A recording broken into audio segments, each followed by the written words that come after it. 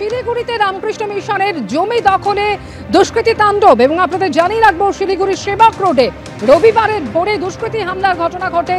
আবাসিক সন্ন্যাসীদের মেরে প্রায় 2 একরের জমি জবরদখল। হামলা চালিয়ে মিশনের জমি জবরদখলের অভিযোগে এফআইআরও দায়ের হচ্ছে। সাধু আবাসিকদের মোবাইল ফোন ছিনিয়ে মারধরের অভিযোগ উঠছে। জলপাইগুড়িতে রামকৃষ্ণ মিশনে হামলার অভিযোগ প্রধানমন্ত্রীর। আশ্রমের সিসি ক্যামেরা ভেঙে দুষ্কৃতী তাণ্ডবের অভিযোগ করেছে রামকৃষ্ণ মিশন। দুষ্কৃতীদের লাগিয়ে দেওয়া তালা ভেঙে জবরদখল মুক্ত করল পুলিশ।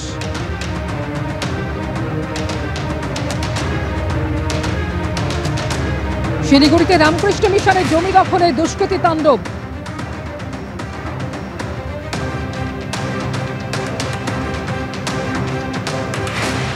মুখ্যমন্ত্রী মমতা বন্দ্যোপাধ্যায়কে কার্তিক মহারাজের আইনি নোটিশ, বক্তব্য প্রত্যাহার করে ক্ষমা চাইতে হবে 4 দিনের মধ্যে, না হলে আইনি পদক্ষেপের হুঁশিয়ারি। তবে কার্তিক মহারাজের সেই নোটিশের পরেও ফের আক্রমণ চালিয়েছেন মমতা বন্দ্যোপাধ্যায়। এবার মুর্শিদাবাদের হিংসায় জড়িত থাকার অভিযোগে তীব্র আক্রমণ করেছেন তিনি।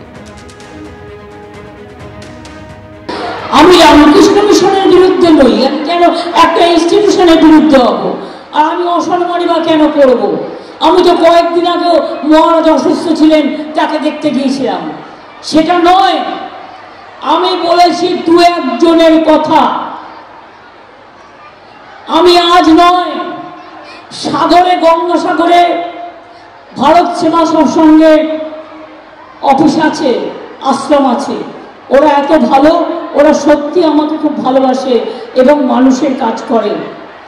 আমি একটি লোকের নাম করে বলেছিলাম, তার নাম কার্তিক মহারাজ। তিনি আমাদের এজেন্ট বসতে দেয়নি।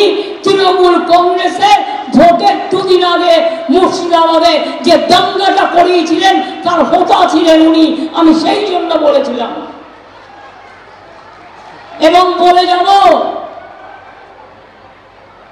আগে অধীন করতেন, এখন বিজেপি করেন। মুর্শিদাবাদে মনে রাখবেন, যে জায়গাটায় রেজিনগরে ইলেকশনে 2 দিন আগে দাঙ্গা করেছিল সেইখানটায় ওনার আশ্রম, উনি আশ্রম চালান, আমার কোনো আপত্তি নেই। কিন্তু রিয়েলি আমি যখন জিজ্ঞেস করলাম ওখানে তৃণমূলের এজেন্ট নেই কেন, বললো কার্তিক মহারাজ বলেছে তৃণমূলের এজেন্টকে আমরা বসতে দেবো না। ওখানে কিছু লোককে খেপিয়েছে যারা ছানার ব্যবসায়ী, ছানা তৈরি করে বিক্রি করে। খবর আমিও রাখি, এলাকায় এলাকায় গিয়ে ধর্মের নামে আপনি বিজেপি করে বেড়ান। আমি বলছি আপনি করুন, কিন্তু বিজেপির চিহ্নটা বুকে লাগিয়ে রেখে করুন, লুকিয়ে লুকিয়ে কেন?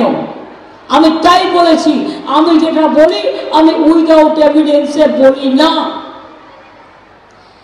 আমাদের রাজ্য বাংলা, আর তৃণমূল কংগ্রেসের এজেন্ট বসবে না, আর বসতে দেওয়া হবে না। ভোটের 2 দিন আগে দাঙ্গা করিয়ে দেবে, তাদের আমি ছেড়ে দেবো? আপনারা কি মনে করেন দাঙ্গা করলে ছেড়ে দেওয়া উচিত? একটা প্রমাণ দেখান কোথায় এজেন্ট বসতে দিইনি। সন্ন্যাসী হিসেবে হুমায়ুন কবিরের মন্তব্যের প্রতিবাদ করেছি। পাল্টা বহরমপুরের ভারত সেবাশ্রম সংঘের প্রধান স্বামী প্রদীপ্তানন্দ তথা কার্তিক মহারাজ। আমি তো নোটিশ দিয়েছি, তার প্রমাণ হবে। আর কোন জায়গায় আমি এজেন্ট বসতে দেইনি একটা প্রমাণ দেখে না। প্রশাসনের পারমিশন নিয়ে রামনবমীর মিছিল করেছেন এবং সেখানে যখন বেরিয়ে যাচ্ছে, ওরা ইন্ডিভিজুয়াল যখন শোভাযাত্রা শেষ করে যখন বাইরে যাচ্ছে তখন আক্রান্ত হয়েছে।